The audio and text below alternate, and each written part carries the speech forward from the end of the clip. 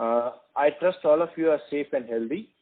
I'm thankful to you for your continued interest in attending this earnings call of KPTL and JMC. I will quickly share an update on our business operations and strategic initiatives before I move in to the details of our financial performance for Q2 21. KPTL and JMC's business operations witnessed significant improvement compared to Q1 21. Our construction activities, labor availability, supply chains reached almost pre-COVID levels at the end of September 2020. All of our sites are fully operational with productivity levels over 90% across most of the sites. However, extended monsoon, social distancing norms and other COVID-related guidelines to some extent limit our performance in Q2 21. We expect site operations to further improve in Q3 21. We have also achieved good progress on sale of T&D assets. We have completed the sale of Jhajjar transmission asset and have received all cash proceeds in Q2 21. We have received all approvals for transfer of Alipurduar transmission asset and expect to complete the sale and receive the sale proceeds in November itself. All physical works of Kohima-Mariami transmission assets are complete and we expect full commissioning to happen in the next few days. We expect to close sale of all T&D assets in 21 subject to requisite approvals. In GMC, we have made good progress on restructuring of two of our road BOOT assets. We expect positive outcome on those assets in the second half of 21. We believe these steps will significantly help us to unlock capital and reinvest in future growth and profitability. Getting into more details on our performance, first at standalone level. At KPTL, revenue growth was impacted due to lingering effects of COVID, and our revenue was 1,882 crores in Q2 21 and 3,341 crores in half one of 21. In Q2 21, our T&D business declined by 5%, oil and gas business improved by 30%, and railway business declined by 25%. Our subsidiary Linjemontage Montage reported a revenue growth of over 48% to 209 crores in Q2. As guided earlier, we continue to target revenue growth of 5 to 10% for full year 21 on standalone and consolidated basis. Our EBITDA margin was 10.7% for both Q2 and half one, reflecting our focus on profitable execution. Our PBT grew by 25% to rupees 201 crores in Q2 21 on account of healthy EBITDA and gain on sale of Jhajjar transmission assets. Our PBT margin was 10.7% in Q2 21. Our PAT also improved by 25% to 159 crores in Q2 21 with a margin of 8.4%. Our net borrowing at the end of September 2020 declined to 818 crores. We were successful in bringing down our finance cost as a percentage of sales to below 1.2% in Q2 21 and 1.7% in half one 21 compared to 2% in financial year 20.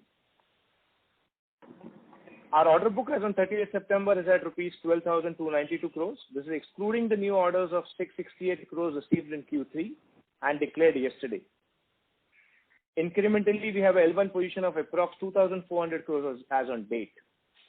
The L1 order book is a right mix across various segments with 25% coming out of railways, 25% pipeline and the balance 50% in T&D. Our order intake plus L1 is over 5,600 crores till date in current financial year against a guidance of 9 to 10,000 crores for full year 21.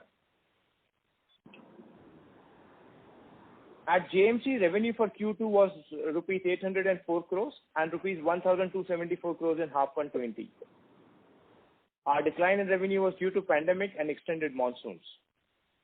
However, we remain confident to scale up our execution and deliver positive growth for full year 21.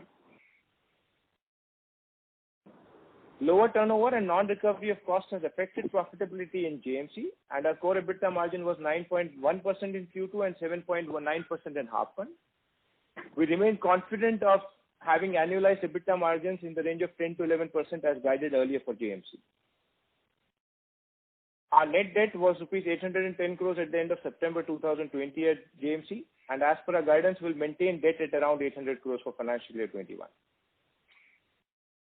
At JMC, we witnessed strong traction in order inflows, and the order book has reached all-time high of 14,227 crores at the end of September 2020. Our order inflow till date is rupees 6,026 crores in the current year, largely driven by commercial B&F and water projects. Additionally, we have L1 position of around 400 crores.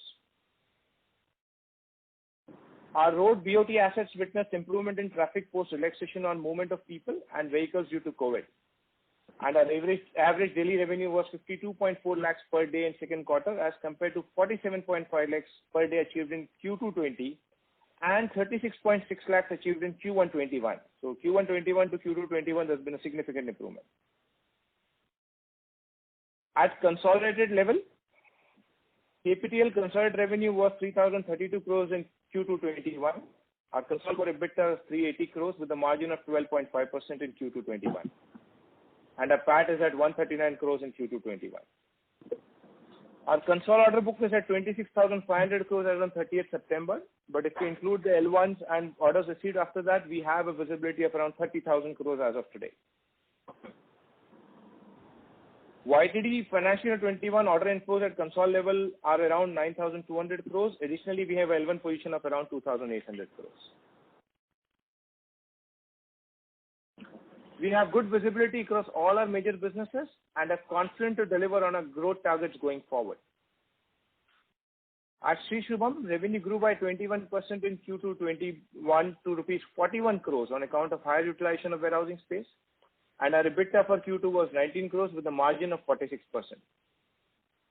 As indicated earlier, Shubham is back into good profitability and the PAT is 8 crores in Q2 21. We expect Shubham to continue delivering similar results, if not better.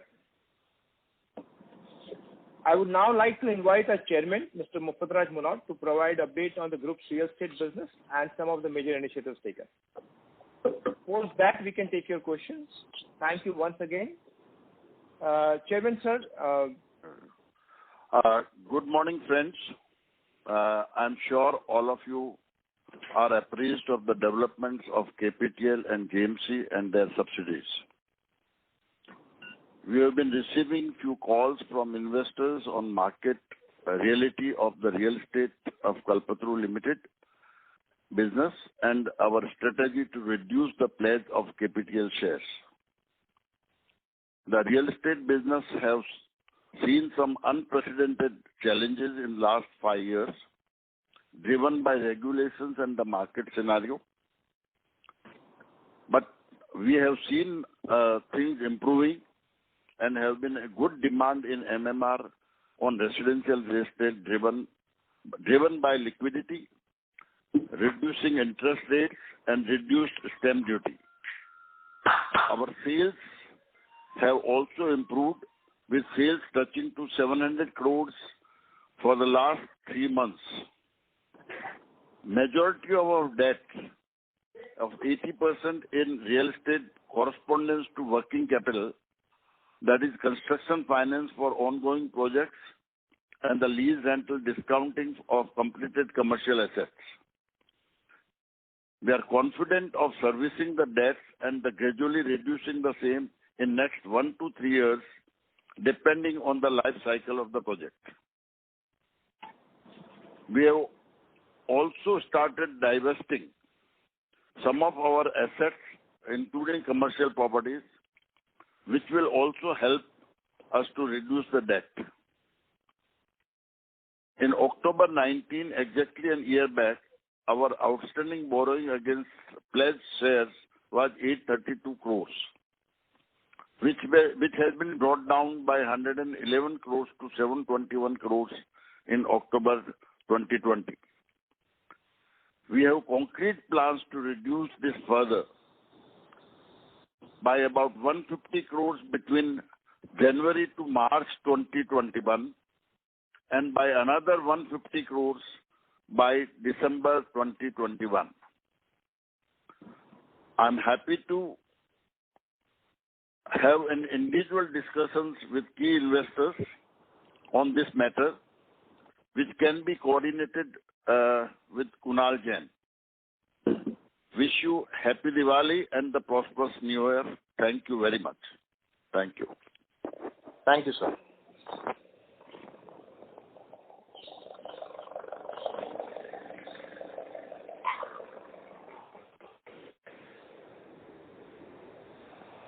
should we open up for questions?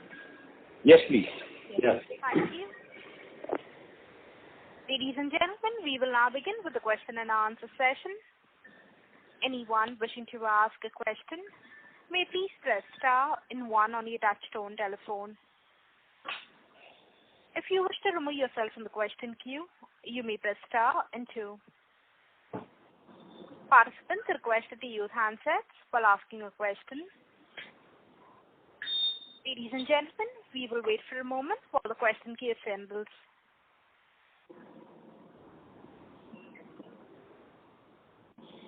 We leave the first question from the line of Renu Baid from IIFL. Please go ahead.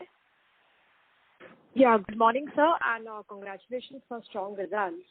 Good morning. And also, I would like to thank you for giving for the chairman to come and give the brief on the group initiatives and the pledge.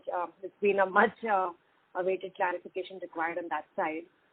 So coming back on the core business, the first question would be to understand the ordering momentum. You did share a strong order info pipeline, but somehow the pace of order finalization in the core T&D and rail business has been fairly soft. So how should we look at the inflows for the current year, and to what extent, in your view, it can have an impending impact on the growth momentum in financial 22-23 for us? So Renu, specifically we can answer I would like to divide this question into the specific segments we are in. TLD domestic, yes, the last 6 months we've not seen a lot of tenders, but while we speak, in the next 1 month, there are BOT tenders of more than 10,000 crores being bid, and it could be in the range of 14 to 15,000 crores being bid by a lot of developers.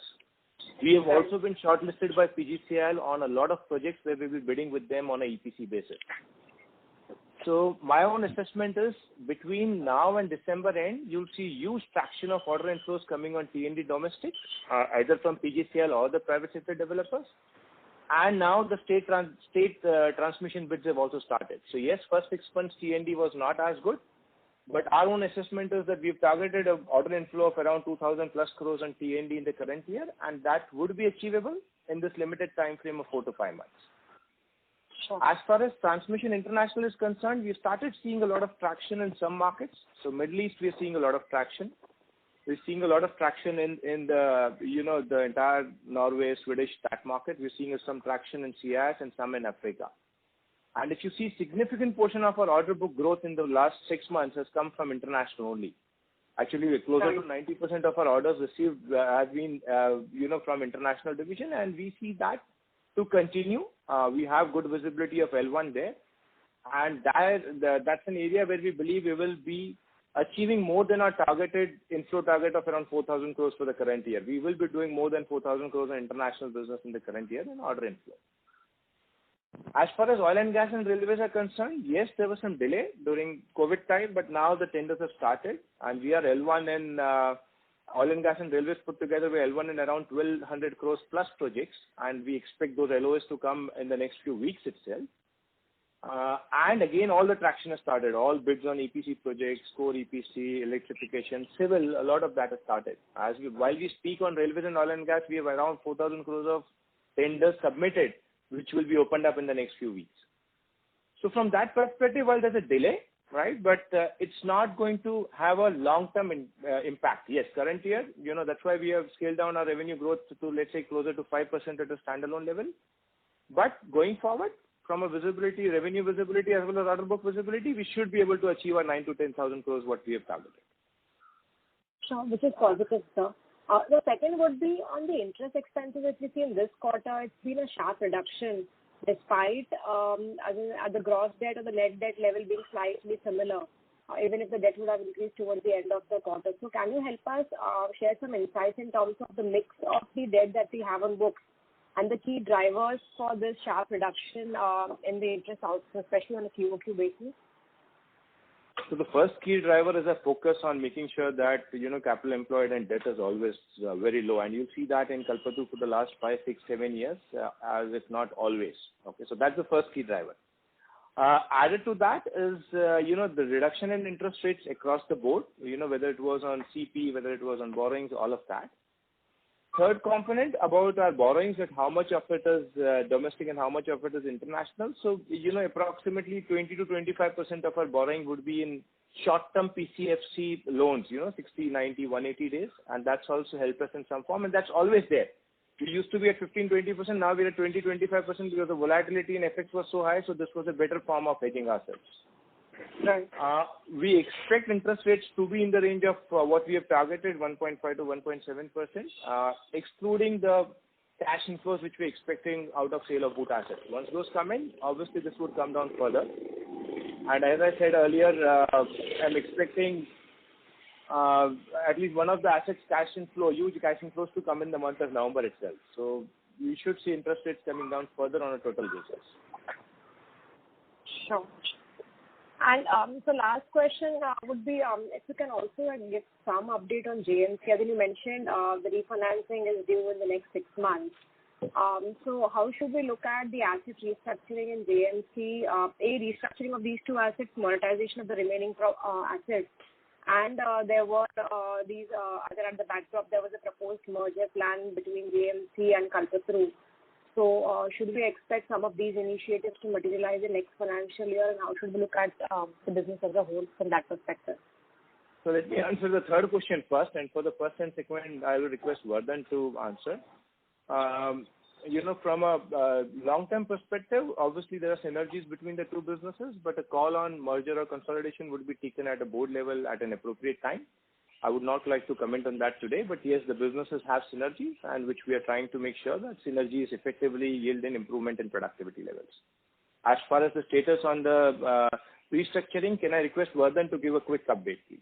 Yeah. So as far as restructuring of the two assets is concerned, it's progressing smoothly, and we have made a good progress in last 6 months. We expect actually in both the cases restructuring exercise to be completed in second half.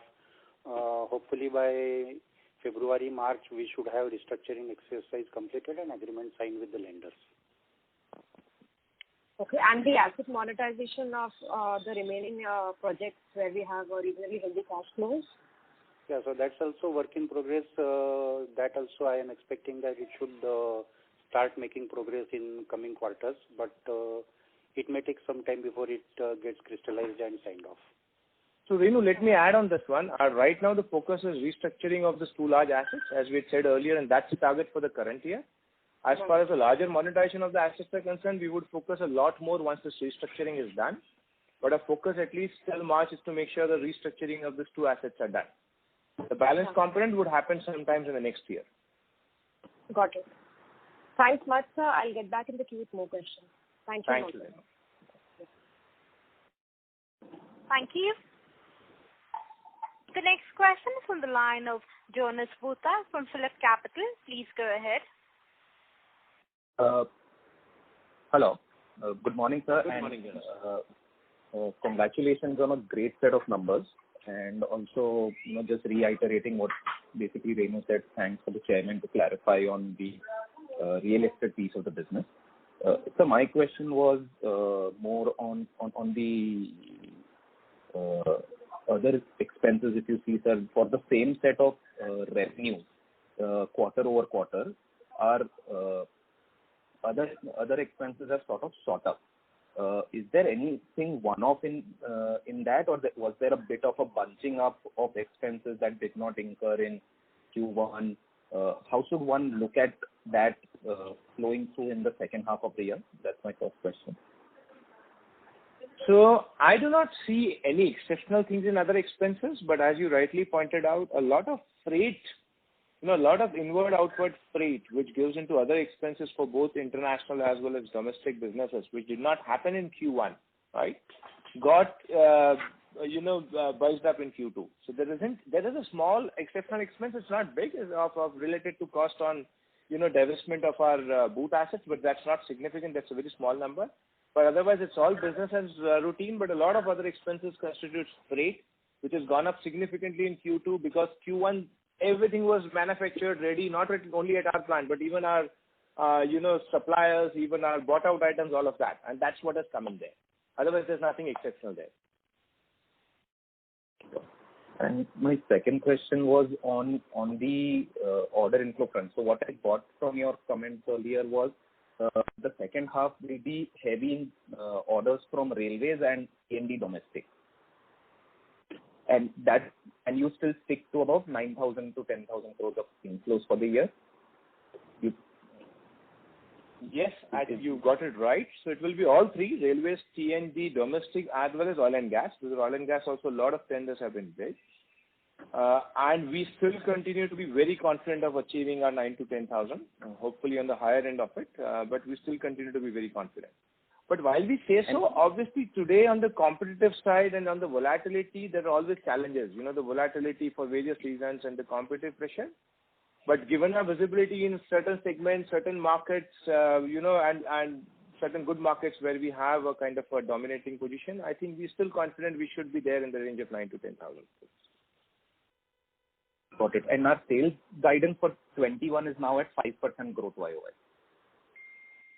So we are still guiding for a growth of 5 to 10, but realistically it could be at 5 because while we speak of, everything improving, but still productivity at the sites has not come back to the pre-COVID levels because, we need to give that break of 1 hour. We need to make sure that we don't have more than 3 people in a car, all the COVID, and which is a must, right? I'm not trying to say anything negative about it. So productivity levels are still not there. Labor is all there. Whatever labor we wanted is all at site. So with that, we are still being slightly conservative and saying around 5%. But on a consolidated basis, we are still saying 5 to 10%. Sure. And last, just an observation, sir. We have a buyback on for about 200 crores, but insofar we've done just about 120 crores. Why is there not much sort of focus on getting that done with, as in that also sort of seems to be lingering? Do you expect to complete the entire 200 crore thing by the deadline? And when is the deadline of completion, sir?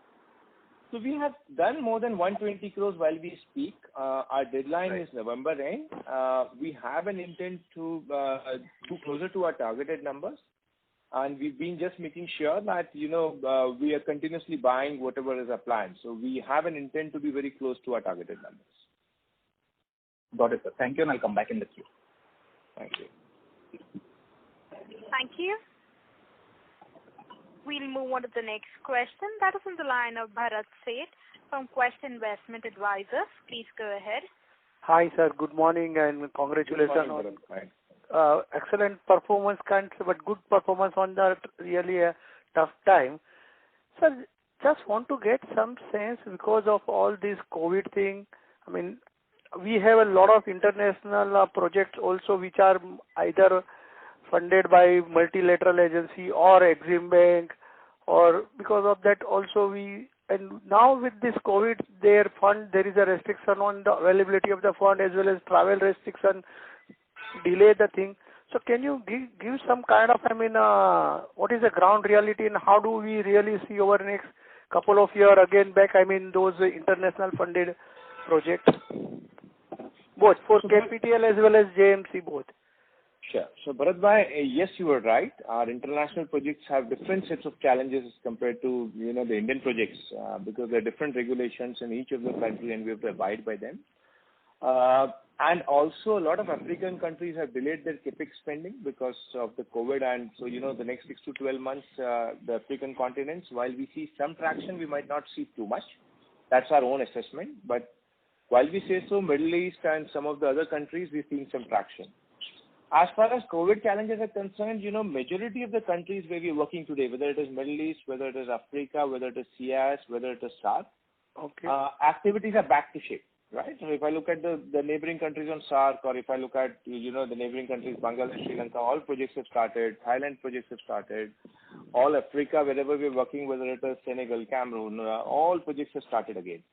Okay. Challenge is you can't send labor easily, but wherever we had existing labor strength, because all these places were already there, wherever we had existing labor strength, they started working, their productivity has improved. New projects, sending labor is going to be some challenge because of restrictions in travel, but we still have ways and means of making sure that between the existing projects, we can utilize the labor. So to give an example, recently on a project, we got a chartered flight and shifted 250 of our labor from one country to another. We got the permission and it was done. So those initiatives are still being done.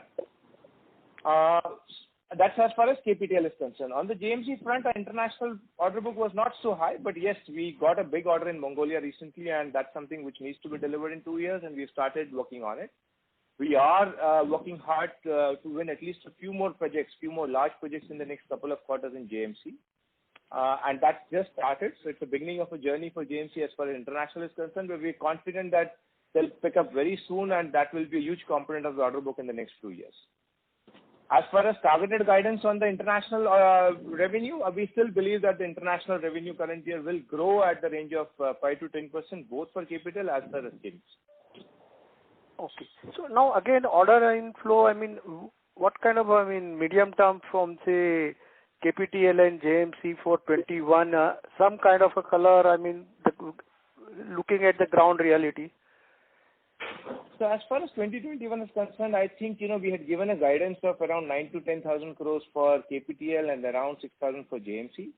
JMC guidance obviously would get improved to around 8,000 crores given the kind of, we've already got 6,000 and KPTL continues to be at same level. So on a consolidated basis, we are reasonably sure we should be in the range of 16 to 18,000 crores between KPTL and JMC together. I'm asking for next year any kind of So it would be very early and very difficult to give guidance on next year. A lot of things are evolving. I don't want to even get into, so right now focus on the current year, but maybe in the next 2-3 months we should be able to give you guidance for the next year. And any color on this Nordic region and some of oil and gas pipeline, railway, foray into international markets? So we have bid for 3-4 large projects in oil and gas in the international market. A couple of them we have lost, couple of them we are still expecting the bids to be open, and we have 5-6 more to be bid over the next 3 to 4 months, and we'll continue foraying in that. The team is fully in place. Focus is there. We've qualified in majority of the Middle East locations, and that would continue to be our focus as far as oil and gas is concerned. As far as railway is concerned, our focus is a lot more on the African market. We're bidding for some projects, African and the neighboring market. We have not seen any success as of now, but it's only a matter of time. And also given that this are, relatively new segments last 6 months with limited travel, limited activity at the site level, things have got delayed also. But while those are happening at the back end, we are making sure that we are ready to, completely go in as and when travel is allowed, as and when BD is allowed, as and when client interactions are allowed, and it's only a matter of time. And any update on Indore project, sir? So I think Indore project we stand committed to exiting the full project in the next year, calendar year 21. As we said earlier, we had received OC for the 2 buildings. Balance buildings OC should come in this current quarter, latest by Feb. And we have started seeing some traction, and we believe calendar year 21, we should be completely out of this project. Thank you. All the best, sir. Thank you. Thank you. We'll move on to the next question. That is on the line of Ranjit Shivram from ICICI Securities. Please go ahead. Hi, sir. Good morning. Good morning. Just wanted to get some idea regarding the breakup of the revenues, especially if you can throw how has been the revenue breakup for T&D, domestic T&D, overseas. Sorry to interrupt, Mr. Shivram. We are not able to hear you clearly. Can you hear me now? So you're sounding a little soft. Is it audible now? Much better. Hello. Thank you. Yeah. Sir, if you can give the revenue breakup in terms of T&D, domestic, overseas, Linjemonte and infrastructure for this quarter, and what is your outlook for each of these for the second half? Sure. I had already guided initially that T&D was a degrowth in the current quarter. T&D as well as railway, oil and gas did well. Specific numbers, I can ask, Ram to give the specific numbers, but let me give you a quick guidance before that. As far as T&D is concerned for the current year, we expect a growth of closer to 5% on international and domestic put together. As far as oil and gas is concerned, we expect that business to grow by around 10 to 15%. And as far as railway is concerned, we also expect that business to be growing around 10%. So on an annualized basis, on our targeted numbers, you should see T&D to be in the range of 5,000 crores, oil and gas to be in the range of 1,500, and railways to be in that range. So we should be in the range of 8,500 crores. So 5,000, 1,500, 1,700, and 1,500, 1,700. And biomass would be around 100 crores. So that's the annual breakup. And for the specific quarters, can I request Ram to give you the specific numbers? Ram? On this transmission line, revenue was about 1,200 crores. Revenue was about 325, 330 was the number. And in terms of domestic and overseas, if you can help us, of this 1,200, how much was domestic? So it was roughly 50-50. So okay. It was closer to 600 crores each. And sir, how is the in between there was this something World Bank ban and some restriction was there in terms of our participation for World Bank projects. So if you can throw some clarity, like what is the whole issue like, and is that going to impact us? What is our reaction to that? So Ranjit, I think from a clarity perspective, whatever we have declared is the final approved clarity from World Bank. Unfortunately, we can't be declaring more than that. I can only share this was something of 2010 and 12, where we had forgot to disclose a particular requirement in a particular tender. It was a technical error more than anything else. It was nothing else. We might not be able to disclose anything else because of confidentiality agreement signed between World Bank and us. As far as the impact of that, yes, we will not be able to bid for World Bank and a few other MDB agencies for the next 1 year, starting October 6th. But we have a reasonably good order book, and we also are seeing traction in some of the other orders which are there in Middle East, which are not funded by anyone. So we see that the impact would not be significant, but the reality is there could be some impact on order book. But it's not going to be significant impact enough to have any impact on our targeted growth and order book numbers. Okay, and probably by when can we start bidding for these? So 12 months, 1 day. So we have 52 weeks. 4 weeks have gone. 48 weeks more. It's only a matter of time. They will all pass by. So sometimes next year. So there are 2 or 3 mile deadlines. There's a 12-month, 1 day after which we can start bidding, and after that some compliance program. But technically we can start bidding in October next year.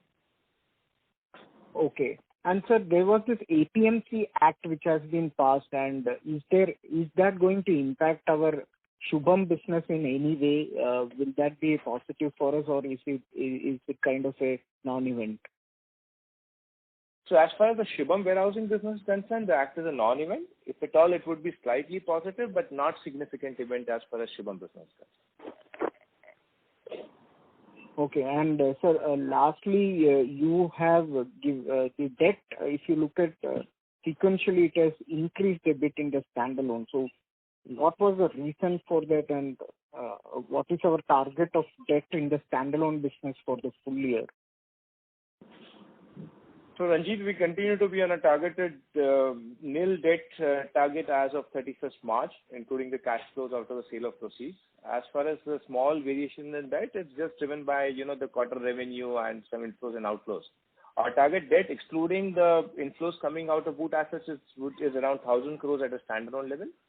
We are much below that. We are at 800, and there's hardly a 50 crore increase. It's a timing of cash flow. Sometime it's some project specific, but we are well within our targeted debt.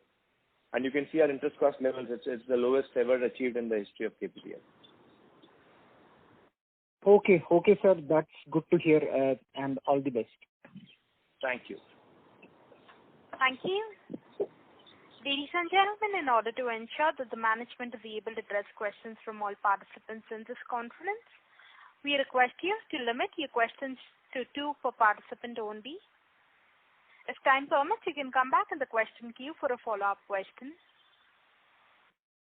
The next question is from the line of Prashant Jain from HDFC AMC. Please go ahead. Good morning, Manish, and good morning, Mr. Manoj, and thank you for being on this call. Manish, your company is doing extremely well. A lot of questions around that, so some comment is mainly for Mr. Mohan Raj Manoj. Good morning, Prashant. I think I think, Prashant, specific calls with chairman, we have just said that we could do it separately, because given... No, I was not asking for any clarification. Sure. I just wanted to... Thank you, Prashant. Thank you. But I just wanted to say that the business is doing extremely... Thank you very much, Prashant. Okay. Thank you.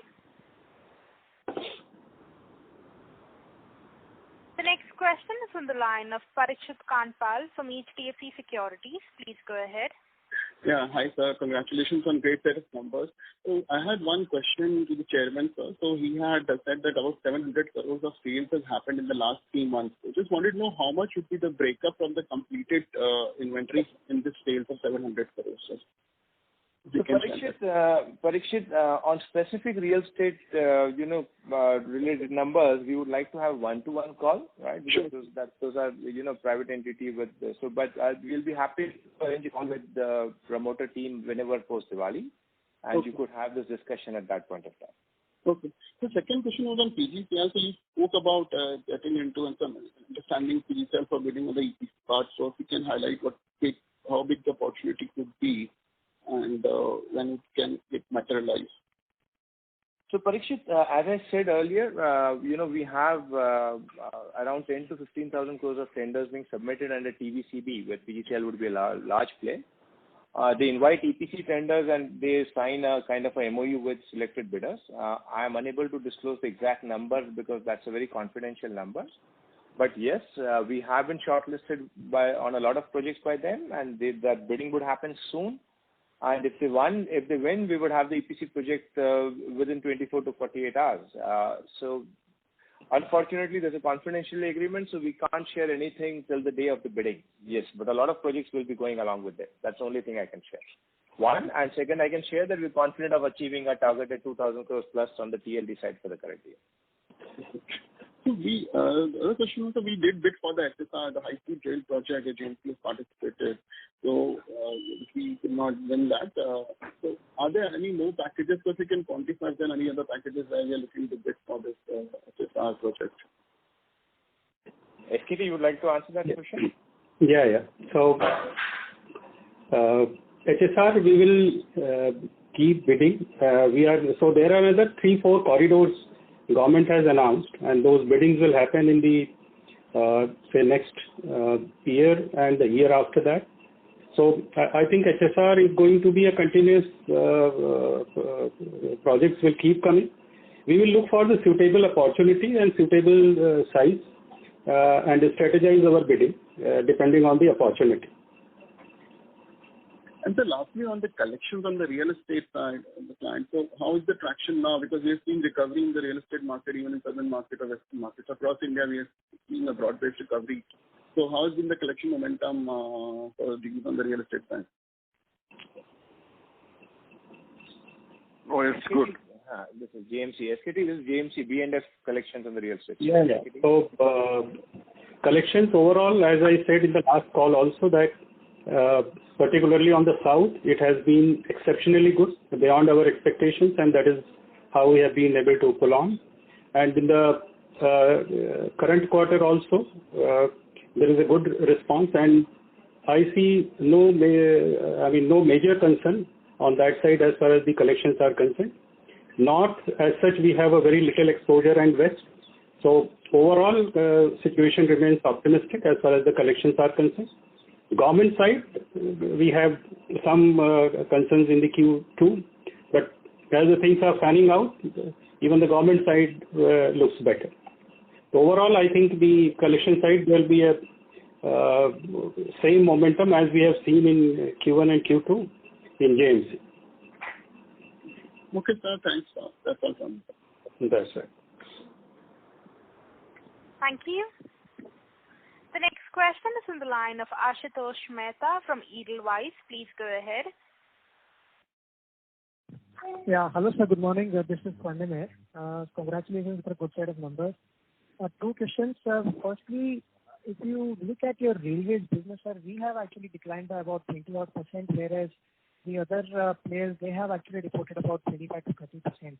So even though I believe that, we would converge over there, but any specific reason for such a divergence in this quarter specifically? I think it's just a mix of the projects. It's just a mix of the projects in terms of what projects you were doing at a given point of time, one. And second, our railways order book has a lot to do with electrical, not as much on civil. Civil is done a lot more by JMC.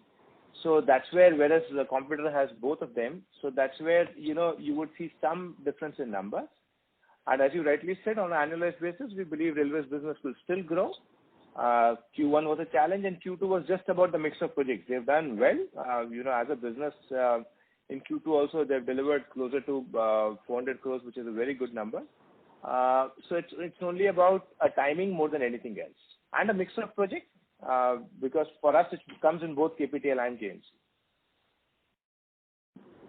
Right. Got it. Sir, secondly, you did mention about your plans to be debt-free at console level also by March 21. Now, one of the things, and it does hinges on, the successful sale of or closure of deal of Kohima. Now, sir, we have seen earlier also that, when we have actually sold this Alipurduar to CLP, there were some issues. So, do you think that it could actually delay the process by about, say, 3 to 6 months? Is there a chance? Okay, so first correction, Alipurduar was sold to Adani, not to CLP, right? So that's the first correction. Second, yes, I understand from where you're coming, that getting those approvals could be some challenges. But since we are expecting commissioning in a day or two, we still have good 4-5 months to work on it. We have already applied everywhere to get the approvals in place, and we're very hopeful that either way we should get clarity in the next 3 to 4 weeks. Either way, I'm hoping that we get the approvals, and once we have that clarity, we still will have 4 odd months. So if you look at Alipurduar also, we got the clarity sometime in June, July, and as of now we're expecting the money to be in the bank in November, right? We still would have 3-4 months, and we've now understood the process well, so we're still targeting March. But yes, is there a risk between March and April? Our target is March, and we're working hard to achieve March. Let's keep our fingers crossed. We will keep you updated. Our target is March, and we're working hard for it.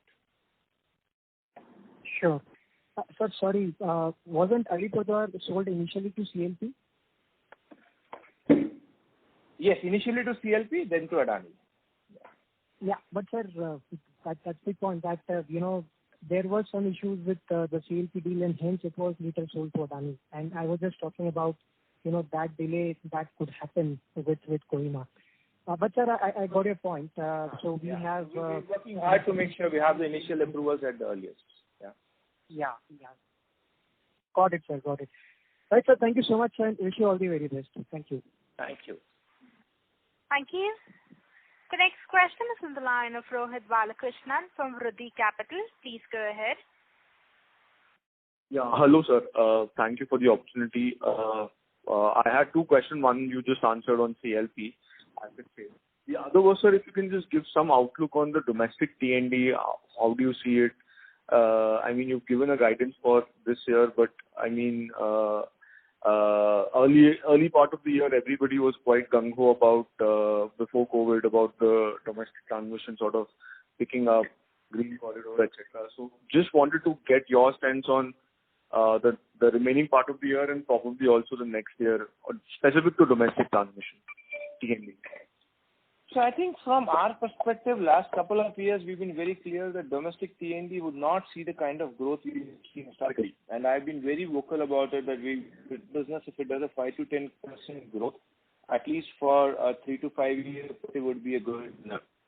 We stick to our projection, a growth which would be more in the range of 5 to 10% only. And we've said that in the past also. Driven by a lot of factors, driven by, the kind of investments going into the sector, driven by the kind of investments in the generation sector, all of that. So as far as T&D is concerned, we continue to target a growth of more in the range of 5 to 10%. As I said earlier, you'll see a huge inflow of orders coming into the second half. first half, all the tenders were delayed for various reasons. And that would continue going in for the next couple of years, because next couple of years also there's a huge plan on TBCB, which is already disclosed by CA and by the relevant authorities. So as far as TBCB and state orders are concerned, that would grow, but it would still not be as high as what we had seen way back in 2012 to 16 period. So limited growth, but definitely some growth.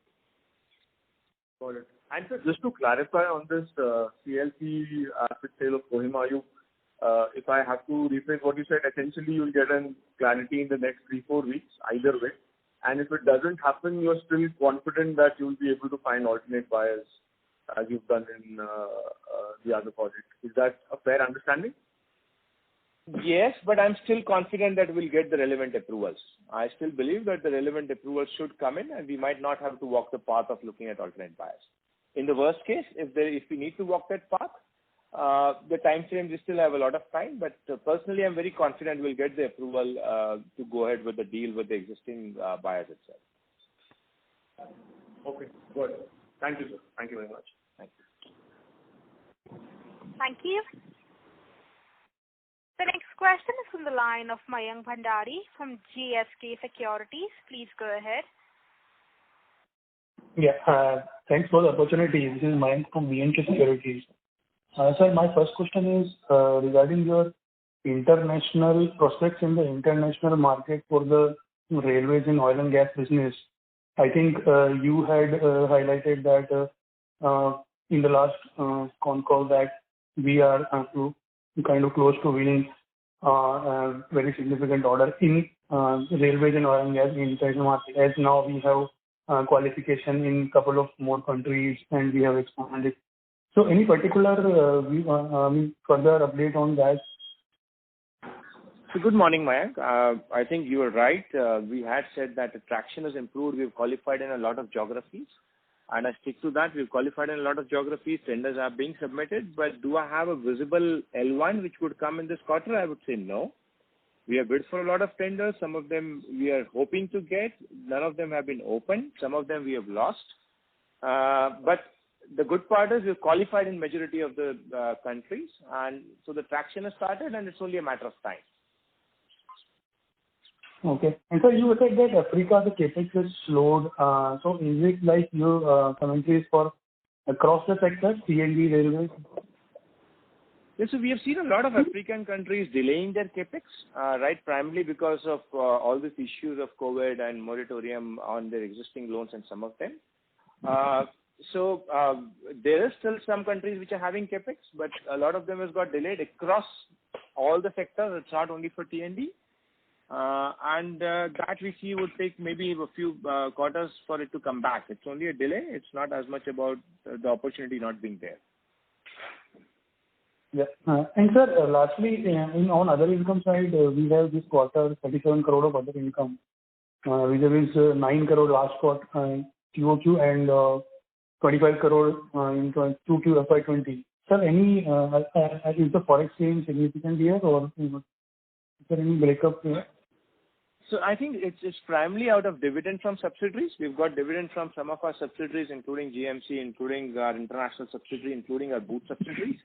So it's business as routine. It's just that the dividend has been slightly higher than the previous year, which is good news. Otherwise, business as routine. It has dividend primarily coming in from all our subsidiaries. Okay, sir. Thanks for the clarification. Thank you. Thank you. The next question is from the line of Neeta Shah from Quest Investment. Please go ahead. Hello. Well, congratulations on a good set of numbers. Sorry to interrupt, Ms. Shah. You're sounding very soft. Can you speak a bit louder?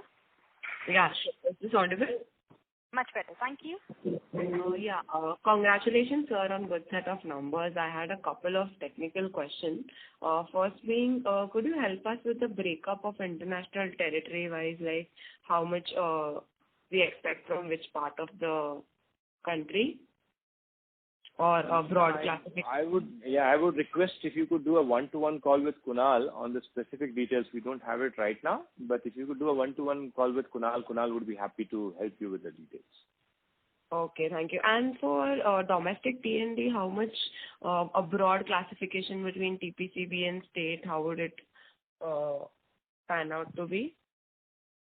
So as far as our planned order inflow in the next 6 months, I think significant portion would come to TBCB, more than 70 to 80%, and there could be some small orders coming from the state grids, 10 to 20%. Okay.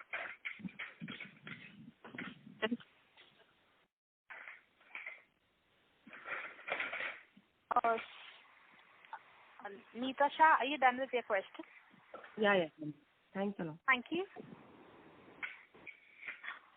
The next question is on the line of Rachit Kamath from Anand Rathi. Please go ahead. Yes. Hello. Am I audible? Yeah. Thank you, sir. I thank you for taking my question. I actually broadly have 3 questions pertaining to JMC. So my first question pertains to the revenue breakup for the quarter and what kind of mix that we are envisaging for the whole year FY21 in terms of B&F segment and the infra segment. Okay. So, Anand, currently it is 60-40. 60% is B&F and 40% is infra. And at the year end, it may go to the level of 55-45 in that range. So this will be the range of revenue differentiation between B&F and infra. Okay, so basically the Q1, that when Q1 we saw that infra was a higher segment than B&F, that's again come back to normal somewhere, 60-40. Yeah. So if you look at Q2, it is basically again gone back to 60-40, and going further, Q3, Q4, they both will move parallelly.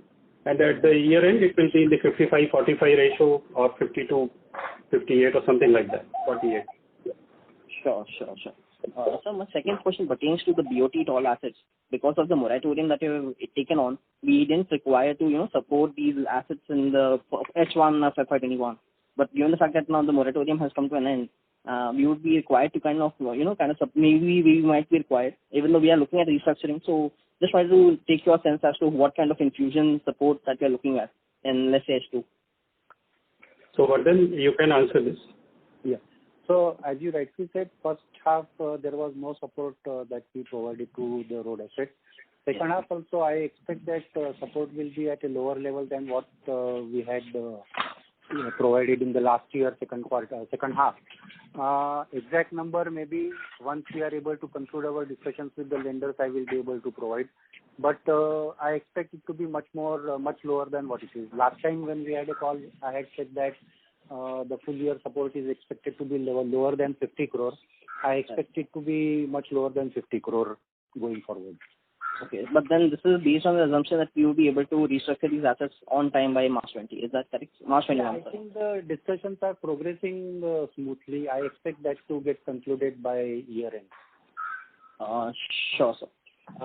So my last question pertains to the order book. We recently, we've seen our infrastructure order book led by water supply, water orders come to a very healthy pace, and they're already almost 40-45% kind of the order book right now. The B&F segment has always been our bread and butter in the sense it's already 55%. Recently, I think in the outlook sometime back, management has just indicated that we are looking to foray more into international orders apart from the 700 crore that we had recently targeted. So, what kind of a order book mix that can we expect in the coming year, let's say by this year end or let's say over the next 2-3 year period, in terms of B&F, infra, and international orders? So today also, if you look at our order book ratio is almost 50-50 in the infra and when I say infra, it includes international. But if you break international separately, it could be 50, 40, and 10 currently. Now, going forward, as the next year and the year beyond, we will see a good shift happening towards the infra side. And the ratio will get reversed maybe next year, because infra side is particularly on the water and the international put together. We are seeing good traction on the domestic side, and international also last 2-3 years, the areas where we have worked, they will fructify. They have fructified this year partly, and we see some more good orders to come later part of this year or the next year. So if you look at maybe the year after, this ratio could be 60% infra and 40% B&F, and within the 60% of infra, it could be about 40% domestic and 20% international. This is where we are targeting to move to increase the international order book. Things are in place, and teams are working, and we are hopeful that we'll be able to achieve this kind of mix in next 1.5 to 2 years' time. Okay. So basically, sir had just said that on the Africa side, capex is kind of being postponed, and given the fact that I think we've mostly done our work in Ethiopia, and only recently we have just taken our first order in South, I think, Asian nation of Mongolia. So what kind of geography are we looking at for the next, let's say 1 year, 1.5 years? Like which all countries are we looking at in a broad sense? So we are basically focused on East and West Africa side. So the orders which we are chasing, or the segment where we are basically chasing the multilateral funded projects. We don't see a great slowdown in terms of the funding from these multilateral agencies. Yes, the local funding of the individual countries have come down, but that is not the segment where we are. So we don't even attempt to bid the local funded jobs. And the international agencies funding remains more or less at the same level as like the pre-COVID levels. So that is not a concern for us. So one last question, if I can please. Can we see a margin improvement? Yes. Sir, this is the option. Yeah, sure.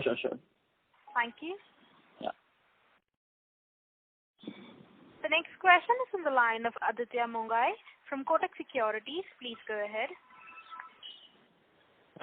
Hi, good morning all, and thanks for the opportunity. I had two questions. The first one was on JMC projects and Kalpataru and their relative performance. So if I see over the last 3 years, from the perspective of how the overall backlog has grown, it seems that this JMC project has contributed a lot more to the increase to the overall numbers. And actually right now JMC projects are even higher in terms of